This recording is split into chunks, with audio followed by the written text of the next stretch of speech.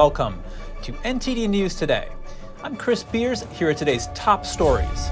California is pointing the finger at Florida in the case of illegal immigrants flown to Sacramento. The state's attorney general has opened an investigation.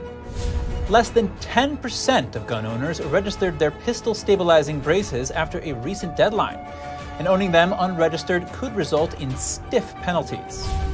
Saudi Arabia will make a deep cut to its oil output as the summer travel season approaches. OPEC Plus seeks to boost flagging prices. And Tiananmen Square massacre commemorations were held worldwide yesterday. We share the scenes and some thoughts from attendees.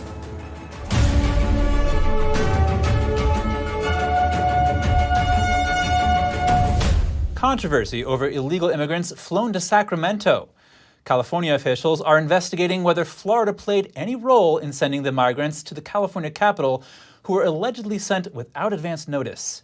NTD's Daniel Monahan has more on the unfolding immigration controversy.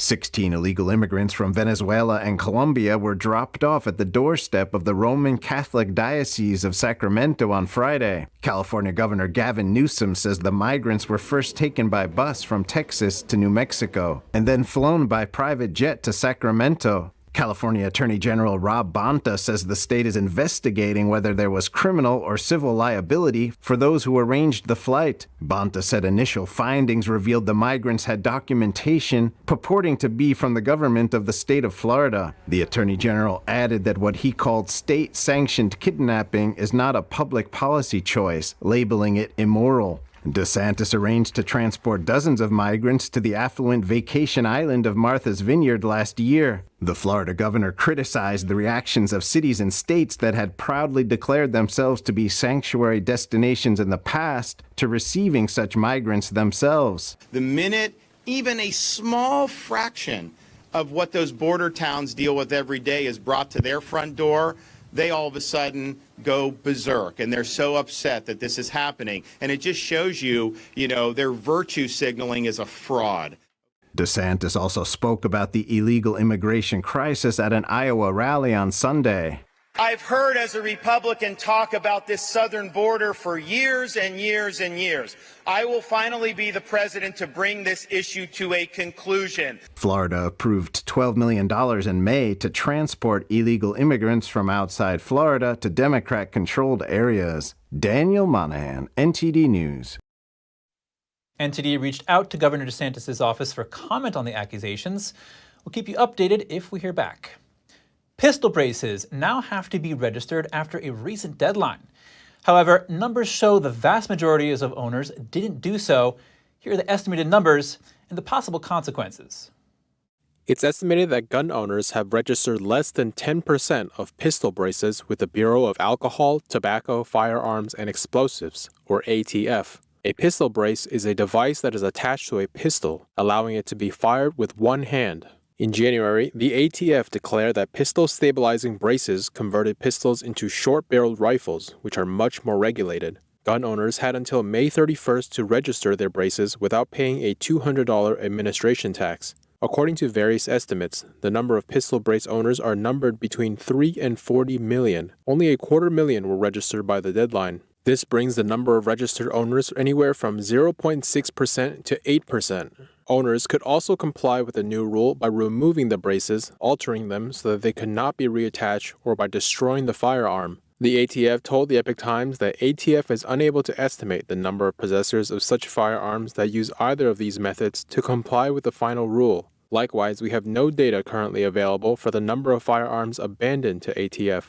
Owners of pistols with unregistered devices could be charged with a felony and face up to 10 years in prison, $10,000 in fines, or both. The ATF wouldn't elaborate on how it would enforce the rule, saying ATF is unable to comment due to ongoing litigation. Many are now suing for the right to use braces without registering them. Gun Owners Foundation was among them, saying while Congress was slow to act on this wide-reaching rule, GOF stepped in to defend the millions of Americans facing legal jeopardy. Meanwhile, in different gun-related news, the ATF is reminding people that Americans who smoke marijuana are still prohibited from owning guns under federal law. The announcement came shortly after Minnesota Governor Tim Walz on May 30th signed a bill legalizing recreational marijuana across the state. The ATF states that until marijuana is legalized federally, firearms owners and possessors should be mindful that it remains federally illegal to mix marijuana with firearms and ammunition. That includes individuals who have a valid, state-issued medical marijuana ID card. A new study says nearly everyone in the U.S. who has donated blood enjoys some form of protection against COVID-19. And that likely reflects the situation of the larger U.S. population.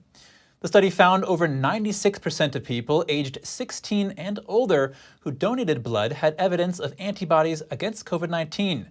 The blood samples were analyzed between July and September 2022, and it was an increase from the almost 94% of people having antibodies between January and March of 2022. Both are a huge jump from the roughly 68% from mid-2021. People have antibodies from prior infection, vaccination, or both. The study was published by the CDC's quasi-journal on June 2nd. 25 to 40% of small businesses permanently closed their doors due to the lockdowns, all while big business thrived. That estimate comes from Jeffrey Tucker, senior columnist for the Epoch Times and author of Liberty or Lockdown. We spoke with him about his new article on the business winners and losers of the pandemic. Jeffrey Tucker, thank you for joining us. It's good to be here. Thank you. Jeffrey, tell us about the impact of pandemic lockdowns on both big and small business.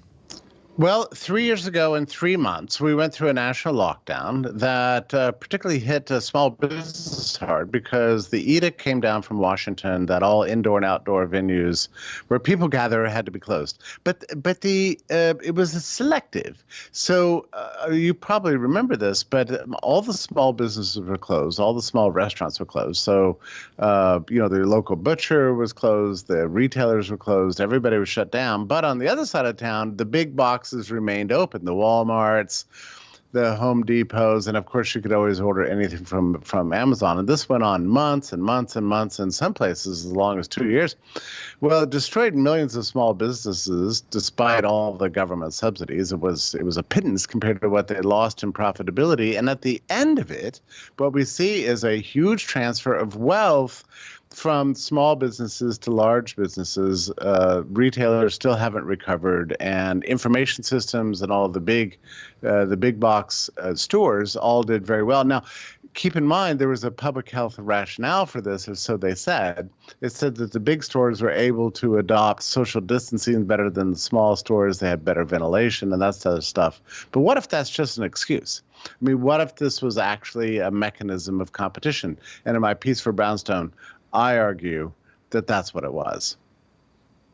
Tell us about how you come to that conclusion. How do you argue that that's what it was? For example, I give a number of examples, but for example, Amazon is owned by Jeff Bezos, who's the founder and the CEO, who he also owns the Washington Post. The Washington Post editorialized very, very strongly and emphatically for lockdowns. Well, it just so happened that it benefited his business enormously. Another case I cite is from March. There was an article called "The Hammer and the Dance," which was written, of all things, by a guy who owned a remote learning platform, and his article advocating lockdowns got implausibly many, many millions of views, and it was translated all over the world. Nobody even heard of this guy before. So there's just a number of signs.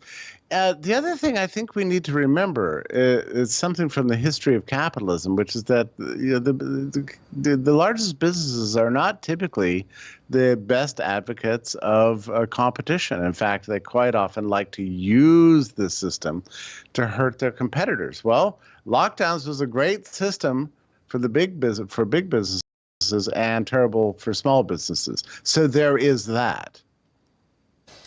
So it sounds like the big businesses are the winners, small businesses are the losers. What do we do to restore genuine fairness in the American economy? Well, One thing is never do this again. I'll just give you one more example. Large restaurants, the all-you-can-eat buffets that hold 350 people, when they went to 50% capacity, they weren't hurt that much. But a small coffee shop holding 10 people were going to 50% capacity would have bankrupted the place. And in fact, that happened all over the country. So I would like to see some compensation for the small businesses in the form of huge tax breaks for small businesses. But there's another thing, too, that I think average people can do. But support your small businesses. Support the people who are hurt by lockdowns. Your dollar can be a vote and make a difference out there. We've seen the way these large companies have gone woke. They've become highly political. Target is in trouble. Well, that's another example. Target benefited from the lockdowns, okay?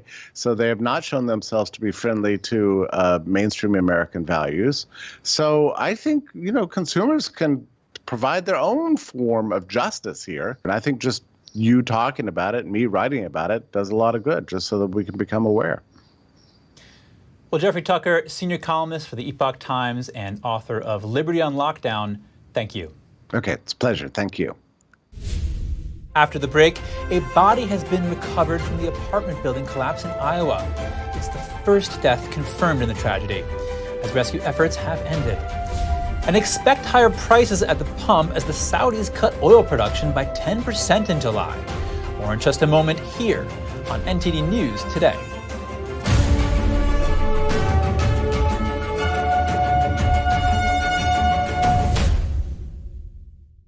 Did you know ESG is impacting every part of your life? From rising gas prices to global food shortages to out-of-control inflation, even losing your freedom of speech and being censored on the internet. It's all being driven by ESG ideology. Who's in control? What can you do about it? Find out in The Shadow State, the first documentary exposing ESG. The ESG movement of governments and corporations operates in the shadows. Only the light of truth can expose it. Watch The Shadow State documentary, streaming now. The homeless problem is getting worse, it's not getting better. Crime is getting worse, it's not getting better. Regulations are getting worse, it's not getting better. People are bailing on California in record numbers. Showing more than half of Californians are considering moving. It might be harder to find a U-Haul than to find your next home. The exodus of people moving out of California is not new. No sane person would want to leave California if they could make it here. For the first time ever, people are leaving. In 2020, California lost 650,000 people. Several high-profile companies have moved their headquarters. This place is going to stink. Watch, they already have high taxes. Our problems are man-made. All you have to do is pay attention. It's the money that's doing the talking, the California legislature. It can't go on forever like this. There's a lot of people that you would be surprised by their stories.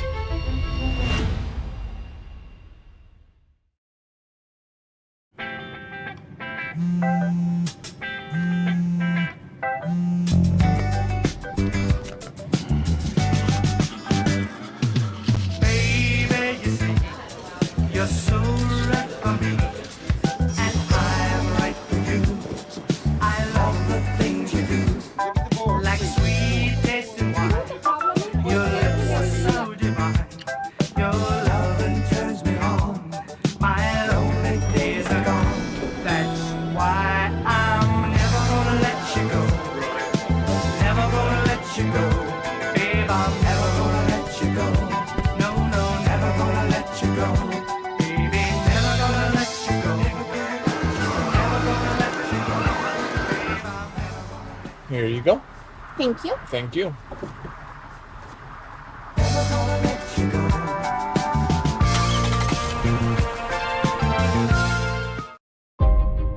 The lasting beauty of realistic oil painting. Brilliant, expressive, and inspirational. The 6th NTD International Figure Painting Competition. Guided by pure authenticity, beauty, and goodness. Invites you to join us on a journey back to traditional art. The Gold Award is $10,000. For more details, please visit oilpainting.ntdtv.com.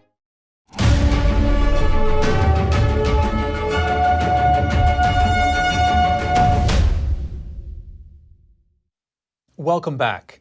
A body was recovered from the scene of the Iowa apartment collapse 2 people are still missing as authorities worry about the further collapse of the building. The body of 42-year-old Brandon Colvin Sr. was found. He's the first person to be confirmed dead in the tragedy. Local residents are still waiting for news on 2 other men. Colvin's son graduated from high school over the weekend. He and other family members were at the scene of the disaster almost constantly since the tragedy took place, waiting for news. City officials called off rescue efforts a day before Colvin's body was discovered. They are worried that the swaying building poses a danger to rescuers. The local mayor said the debris pile could be a place of rest for some of the missing. Oil and gas prices are set to rise as the Saudis cut oil production by 1 million barrels per day. That's their largest cut in years. To explore what this means, I spoke with Bart Marcoy, the Principal Deputy Assistant Secretary of Energy for International Affairs during the Bush administration.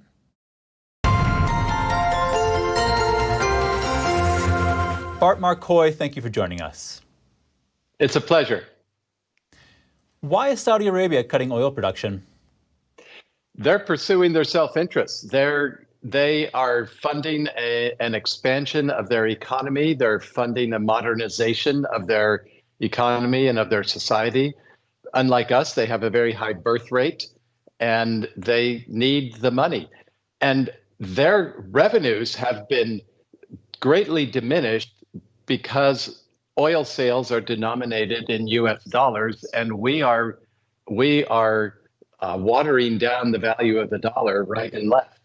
And I mean that literally. Both the right wing and the left wing are watering down the value of the dollar. This debt deal, $4 trillion it allowed in additional spending. All that does is weaken the value of the dollar, and the Saudis are saying, okay, so we sell oil at $76 a barrel, but it's not really worth that much. We're only getting $55 a barrel in spending power. We need to make sure that the price is higher. And so they cut by 1 million barrels per day. That's going to raise it to probably around $85, $87 a barrel again, which is their target. And it's going to make gas prices go higher and airplane travel go higher and everything delivered by truck and rail go higher. Everything in America is going to go higher because they've done this.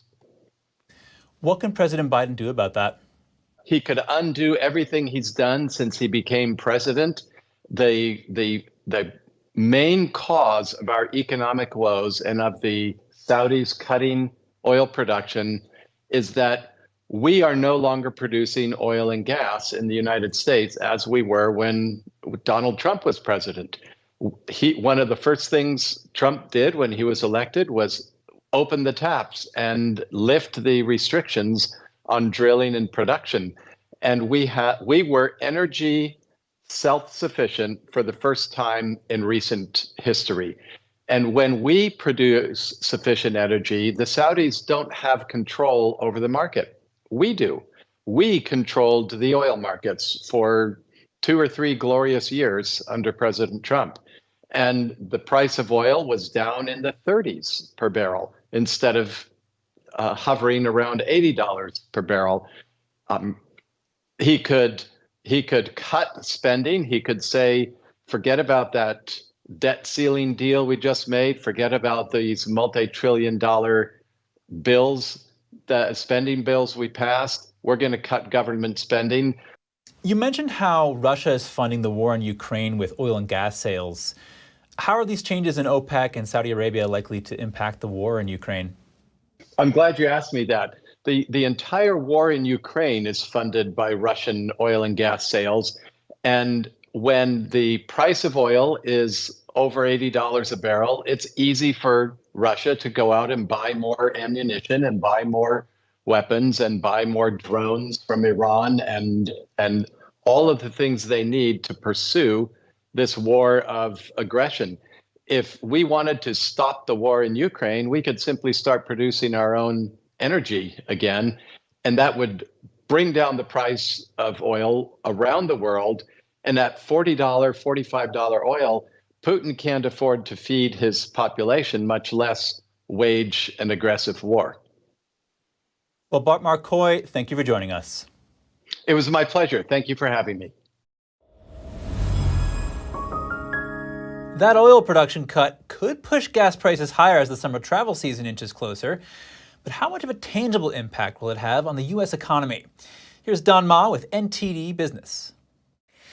All right, thank you, Chris. Saudi Arabia will make oil production cuts in July. This is part of a broader oil output limiting OPEC Plus deal because the group faces flagging oil prices and a looming supply glut. OPEC Plus decided to reduce production by a total of 1.4 million barrels per day.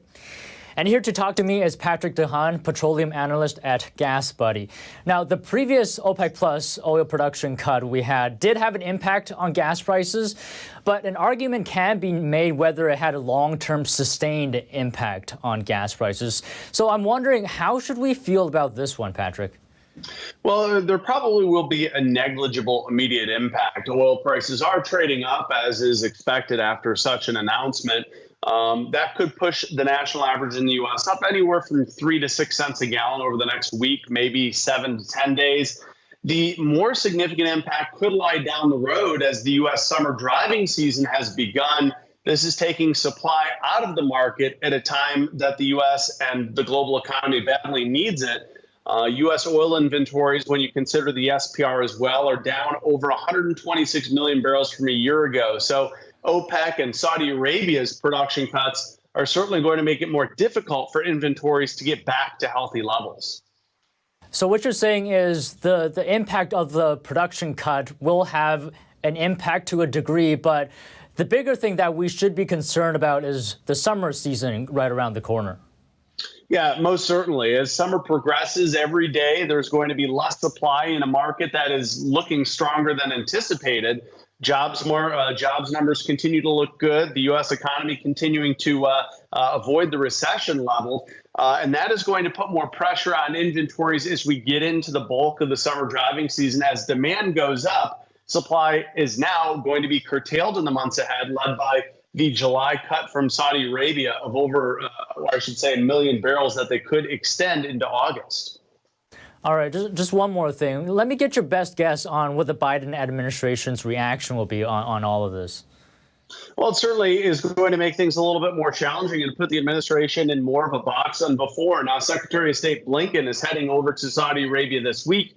It certainly could add an element of discussion that we could see unveiled here at this point later this week. But it certainly does add a little bit of pressure to the administration. They did have a plan to refill the SPR. They had hoped to do so.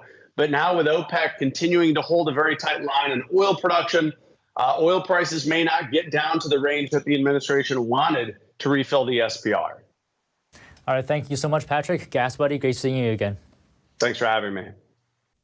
Now, Goldman Sachs analysts said the meeting was moderately bullish for oil markets and could boost December 2023 Brent prices by between $1 and $6 a barrel. Now, this is depending on how long Saudi Arabia maintains output at 9 billion barrels per day over the next 6 months. Back to you, Chris.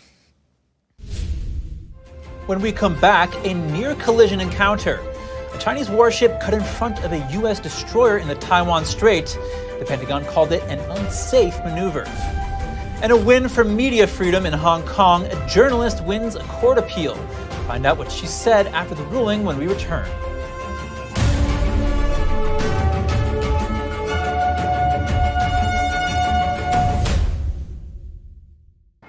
What does it mean to devote your life to the truth? Does it mean investigating communist subversion here in America? Does it mean exposing the deadly fentanyl crisis in the Midwest? Or spending late nights and covering deep government corruption? Because at a time when America's traditional values are under attack, it's the responsibility of righteous journalists to uphold truth and tradition.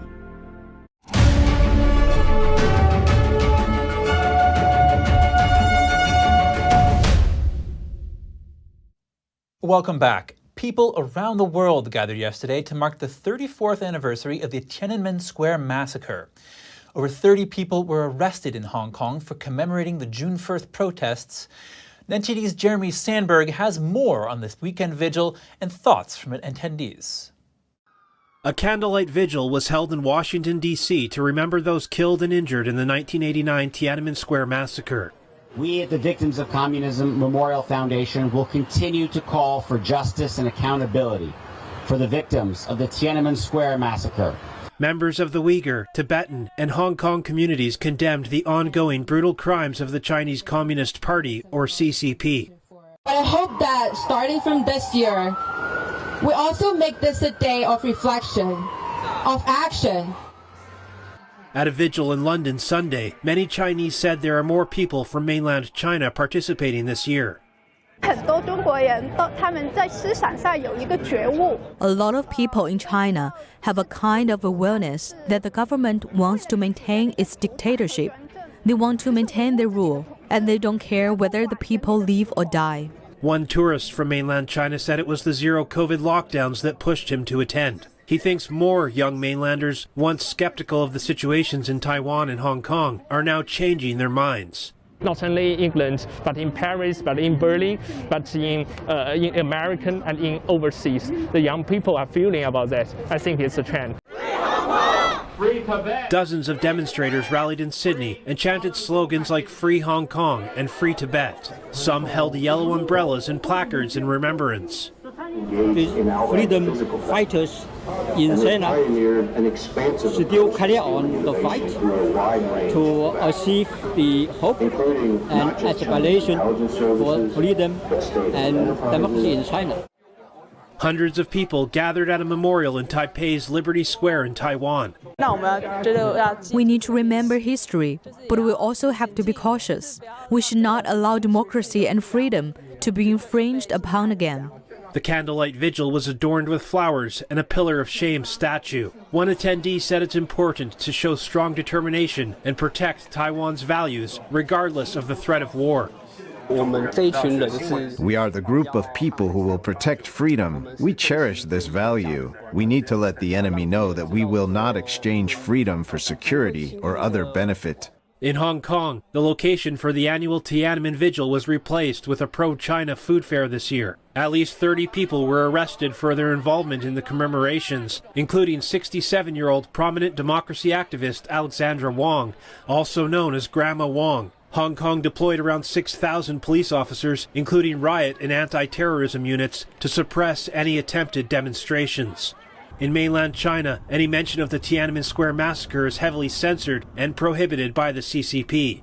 The exact number of those killed in the 1989 Tiananmen Square student protests is unknown. Declassified documents from an unnamed whistleblower in 2017 indicated at least 10,000 were killed. Jeremy Sandberg, NTD News.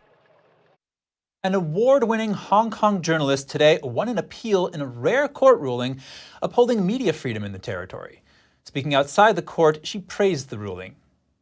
More importantly, it also states the importance of the constitutionally protected freedom of the press and of the speech, and I think that is the biggest significance of today's ruling. Choi was found guilty of deceiving the government by getting vehicle ownership records for journalistic purposes. She had been trying to track down perpetrators of a mob attack on protesters inside a train station during the massive anti-government protests for a 2019 documentary. At the time, she was fined $800 for 2 counts of making false statements. The ruling sparked outrage among local journalists over the city's shrinking media freedom, but judges of the city's top court today unanimously ruled in the journalist's favor, quashing her earlier conviction. The film she co-produced won the Chinese Language Documentary Award at the Human Rights Press Awards in 2021. Another close encounter between the U.S. and China, this time on the waterways. A Chinese warship came dangerously close to a U.S. destroyer in the Taiwan Strait.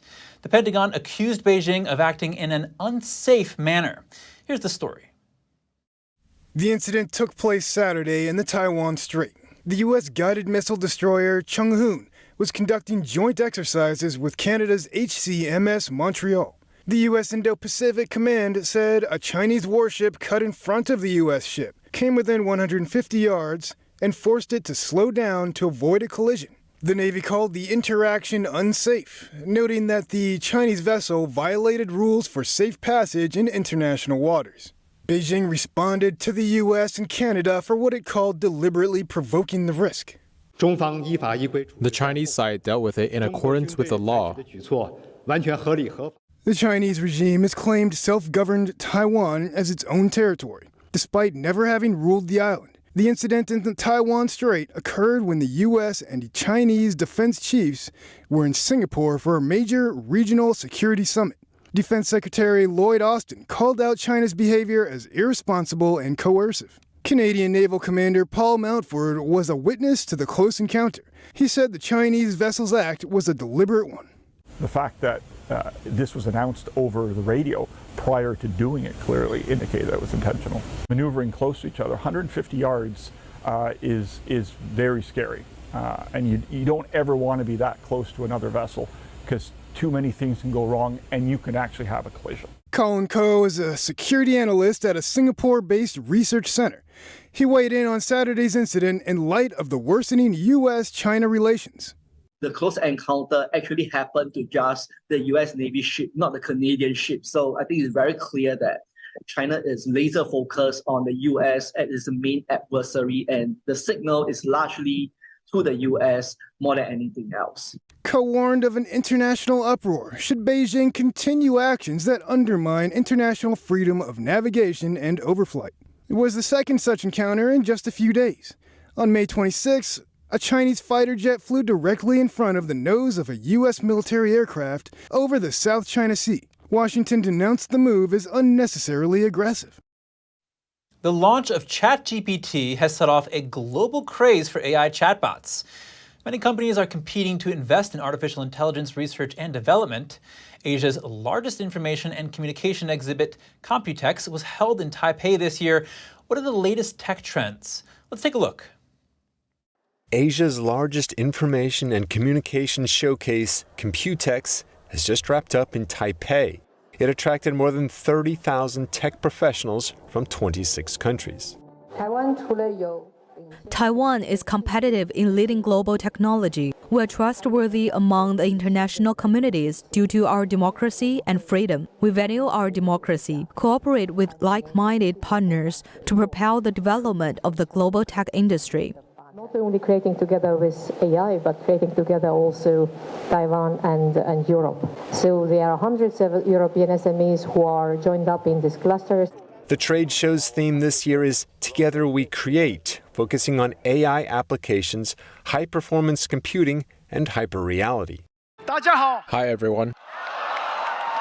We're back. NVIDIA CEO Jensen Huang delivered the highly anticipated keynote speech. Huang was born in southern Taiwan before his family emigrated to the United States.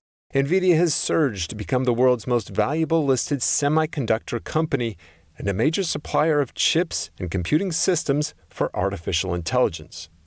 Hey, voice mod, could you write me a song? These are the words. Okay, play it. I am here at Computex.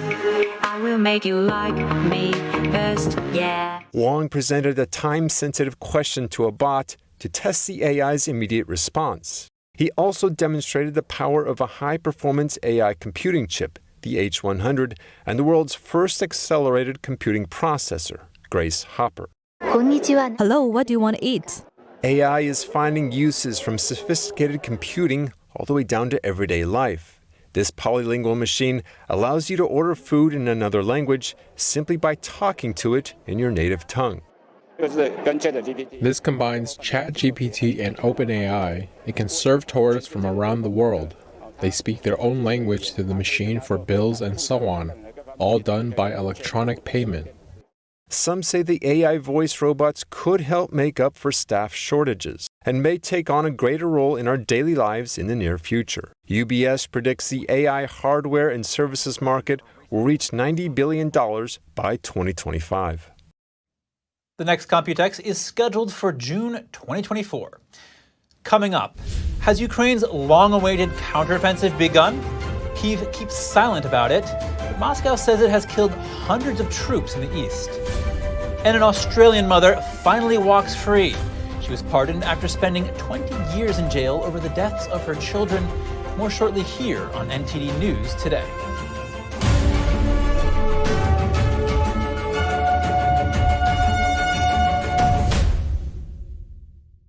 Shenyun Creations, the streaming platform from Shenyun, featuring world-class dance, past programs, and all original music.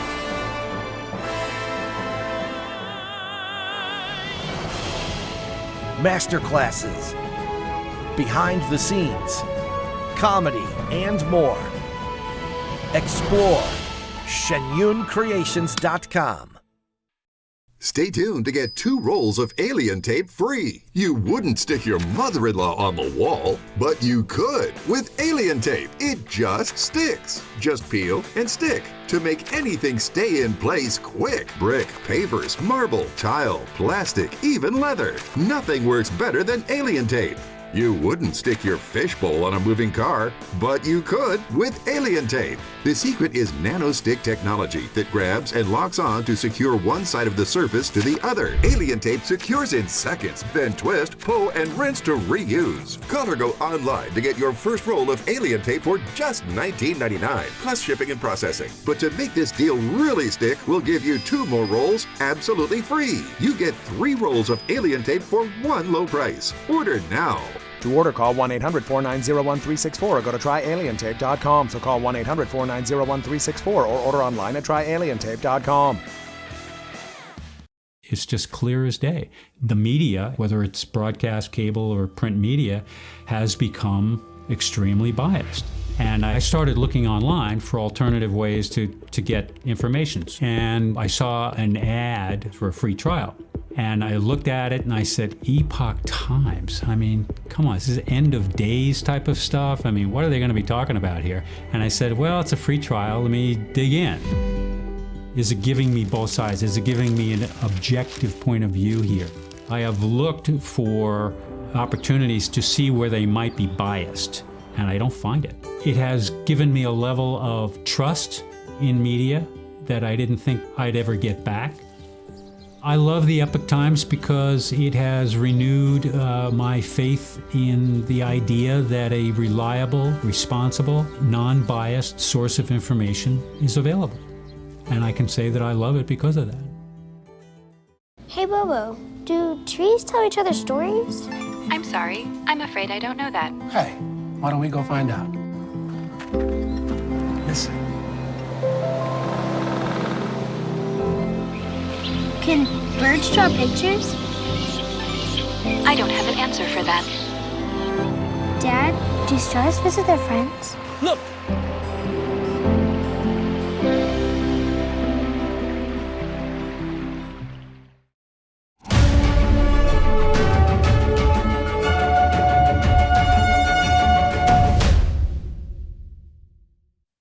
Welcome back. A U.S. D-Day veteran returned to Utah Beach in France over the weekend for the first time since landing there in July 1944. Andrew Negra remembered the intense battles that were fought there. There's a lot of casualties, and it was pitiful. We had to almost run over a body to get in the beach. And don't forget, we were all 18, 19 years old. At 99, Negra is the only member of his battalion who is still alive. He participated in combat operations until his division reached eastern Germany in April 1945. Negra is among dozens of World War II veterans, mostly Americans and British, who traveled to Normandy this week to mark the 79th anniversary of the largest seaborne invasion in history. On D-Day, Allied troops landed on the 5 codenamed beaches, with Utah Beach as the westernmost one. On that day, over 4,000 Allied soldiers lost their lives, more than 2,500 of them Americans. The D-Day landings were a decisive assault that led to the liberation of France and Western Europe from Nazi control. Veterans are due to take part in official ceremonies tomorrow, including at the American Cemetery. In Ukraine, speculation today on whether a long-awaited Ukrainian counteroffensive has begun. Moscow claims its forces have foiled a major offensive, killing hundreds of troops and destroying dozens of tanks, while Kyiv accuses Russia of spreading lies. Moscow said on Monday its forces had thwarted a major Ukrainian offensive and killed hundreds of troops. The Russian Defense Ministry said Kiev had attacked on Sunday morning with 6 mechanized and 2 tank battalions in southern Donetsk. The enemy's goal was to break through our defenses at the most vulnerable, in its opinion, section of the front line. The enemy did not achieve its goals. It had no success. Russia said it has killed more than 250 Ukrainian troops and destroyed dozens of tanks and armored vehicles. But Moscow's claims cannot be independently verified. Ukraine accuses Moscow of spreading lies. Kiev confirmed its forces continued moving forward near the long-contested city of Bakhmut in northern Donetsk. A video released on Sunday by the Ukrainian Defense Ministry features troops gesturing to silence. It suggests officials will make no formal announcement of the long-awaited counteroffensive against Russia. A British military analyst said Ukraine needs to show its own people and Western allies it can break through Russian lines. It has to show that Ukraine, suitably supported, can defeat the Russians on the battlefield. Battlefield success has to be enough to show hope and prospect to bind in further strategic support. However, he added the delay of the offensive gave Russia time to learn some lessons, including the ability to counter drones and how to fire at Ukrainian artillery and tanks. Meanwhile, a pro-Ukraine group of Russian partisans on Monday claimed they had gained control of a Russian border town. They published footage of armed men in camouflage gear walking through a town. The statement came after Russia's defense ministry said it had repelled a Ukrainian attempt to cross into the region on Sunday, killing more than 10 fighters. Another pro-Kiev Russian militia published drone footage on Monday showing a military vehicle on fire in a Russian border town. An Australian woman imprisoned for 20 years over the deaths of her 4 children was pardoned today. A judicial review found there was reasonable doubt about the original convictions. Kathleen Megan Folbig was convicted in 2003 for the murder of her 3 children and manslaughter of her 4th. Folbig maintained her innocence and said the children had died of natural causes. An initial inquiry in 2019 found the evidence reinforced her guilt, but a second inquiry, started in 2022, found there was a reasonable possibility that 2 of the children died from a genetic mutation and a 3rd from an underlying neurogenic disorder. The State Attorney General of New South Wales pardoned her and released her from prison today. 55-year-old Folbig was serving a 30-year prison sentence, which was set to expire in 2023. Her children died separately over a decade at between 19 days and 19 months old. When we come back, a collection of British art is on display at London's Tate Britain Museum. Portraits spanning over 6 centuries provide a glimpse of the past. And a treasure trove of Viking coins is discovered in northern Denmark. The silver dates back over 1,000 years. Find out what connection it has to Bluetooth technology when we return.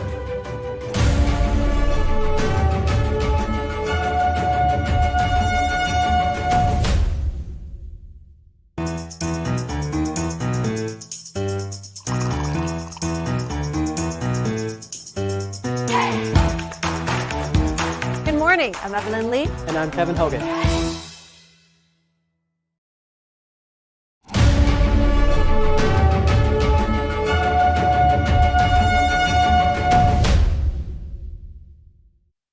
Welcome back.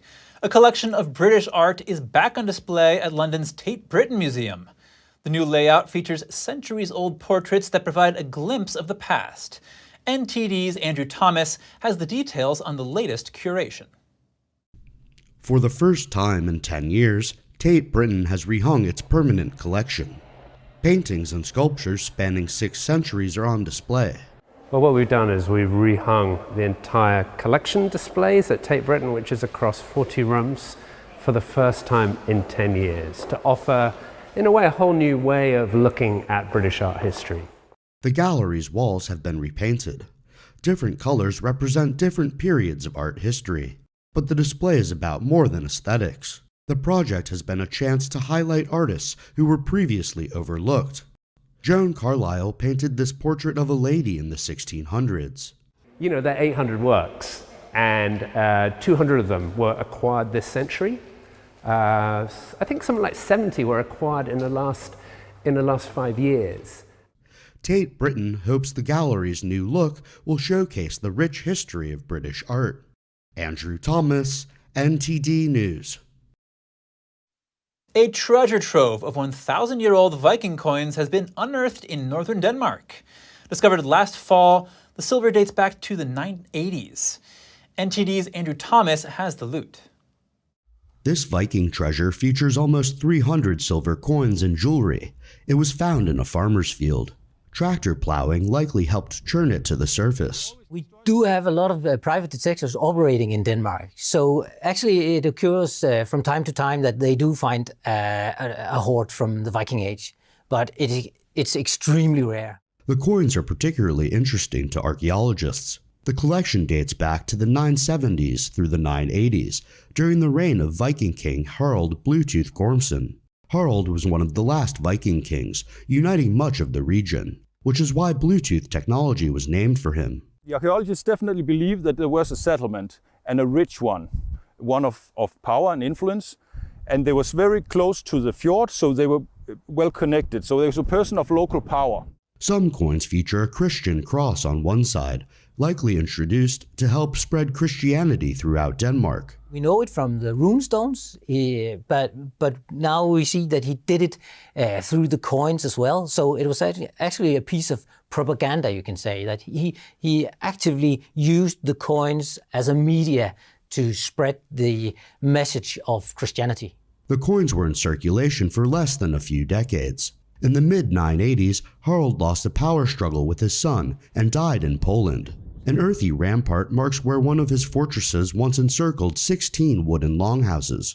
Experts believe the settlement played a significant role in defending against approaching enemies. There's two hoards found like only 8 kilometers from the Viking fortress Fyrkat, which was one in 5 strategically placed forts that Harald had built in Denmark. Some of the treasure will go on display at Aalborg Historical Museum this July. Andrew Thomas, NTD News. Next, conservationists hope to cool the violence against lions who are encroaching on the livelihoods of Kenya's residents. Details to come on NTD News Today.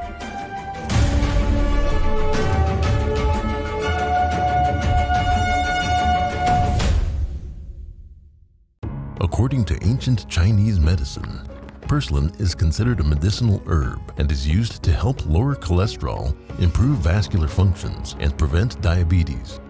Perilla seeds can nourish the lungs and spleen. It is used to treat asthma and improve pulmonary functions.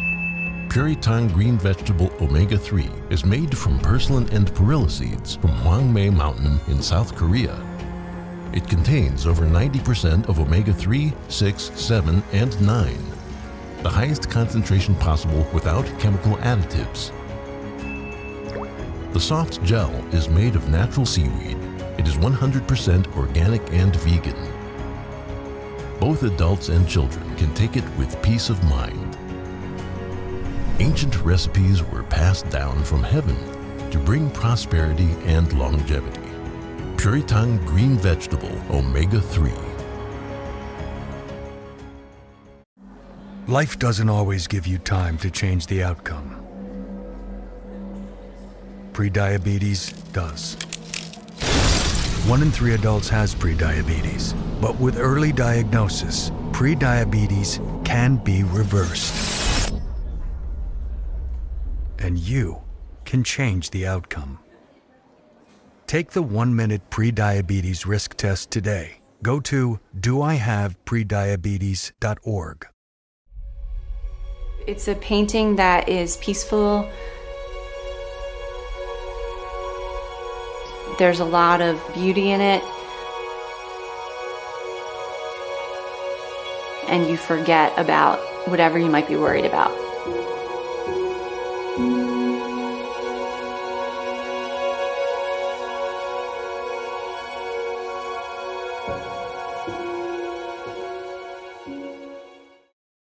William Bouguereau's staggering work, both in quantity and quality, numbered over 800 exquisite paintings during his lifetime.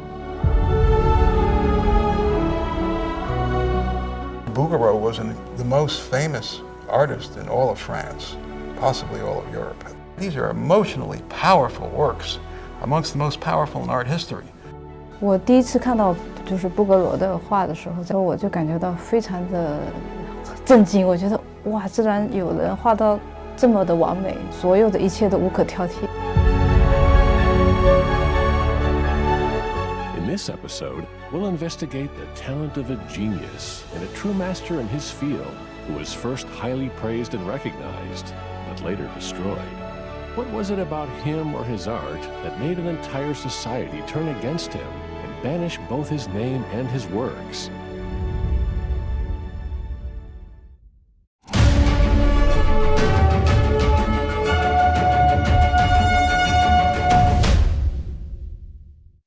Welcome back.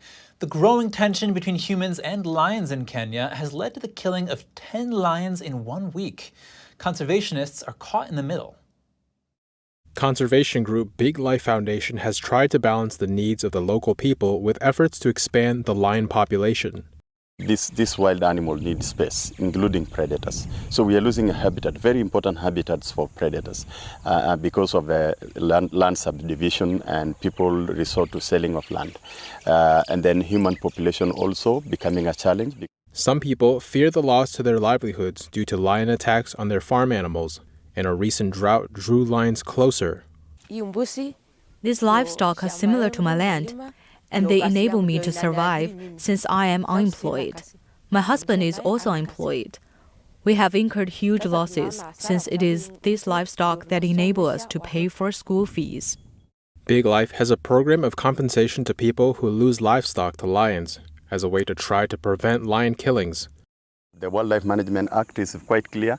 Lion is under the same category with the rhino and elephant because they are all endangered. So if you participate in lion killing, you might land yourself in jail for 20 or for a life imprisonment or 20 million Kenya shilling fine or both.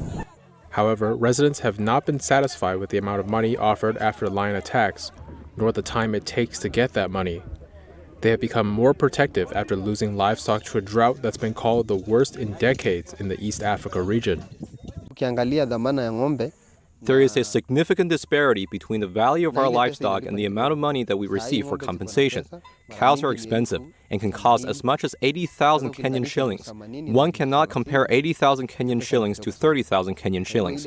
We receive very little compensation. That is why we become angry, and despite receiving compensation, we come out and kill the lions. One of the recent slain lions was 19 years old and one of Kenya's oldest. You can aid your joints by changing what you eat. Let's look at 12 natural ingredients that can keep you mobile as you age. Here's Gina Marie with Strong Mind and Body.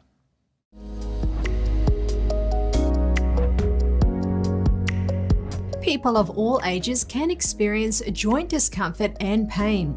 It can be due to weather changes, exercise routines, arthritis, and other conditions that affect the joints.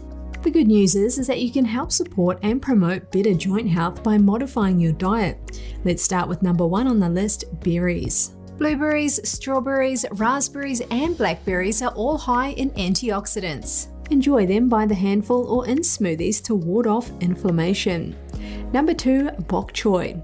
Bok choy is a cruciferous vegetable often used in stir fries. It contains a compound that can block the inflammatory process.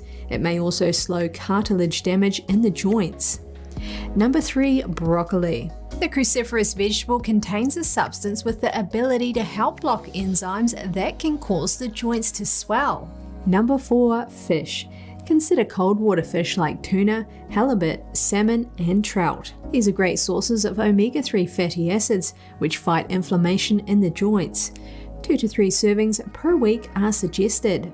Number 5, garlic. Garlic contains an anti-inflammatory compound that interferes with pro-inflammatory substances. Therefore, you can use garlic to help fight inflammation, and it may help to stop damage to the cartilage in your joints. Number 6, ginger. If ginger supplements are not for you, then enjoy it in your food. It's particularly easy to add a knob to your fruit smoothie. Ginger contains chemicals that block inflammation pathways. Number 7, grapes. A Texas Women's University study reported that eating grapes regularly can ease knee pain associated with osteoarthritis. Grapes also may improve joint flexibility and overall mobility. Number 8. Green tea. Green tea is a great source of catechins. These are potent compounds that can support joint health. According to research, it can help to protect and preserve collagen and cartilage. Number 9. Olive oil. Olive oil is a great source of omega-3 fatty acids, which fight inflammation. Use extra virgin olive oil in dressings, drizzled on vegetables, stirred into soups, and as a butter substitute. Number 10. Spinach. Antioxidants and other plant compounds in spinach can relieve inflammation and support joint health. Number 11. Turmeric. The curcumin in turmeric blocks enzymes and cytokines that cause inflammation. Enjoy turmeric in curries and other Indian dishes as well as smoothies and soups. And finally, number 12, walnuts. Walnuts are a source of healthy omega-3 fatty acids. These fight inflammation, including that associated with joint pain. Thank you for tuning in today. I'm Chris Beers, and you're watching NTD News.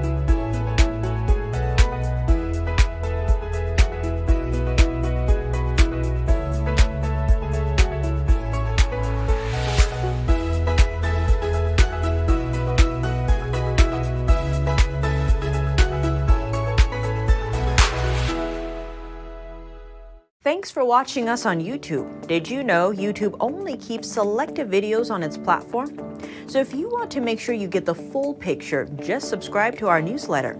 Go to newsletter.ntd.com and sign up. It's free.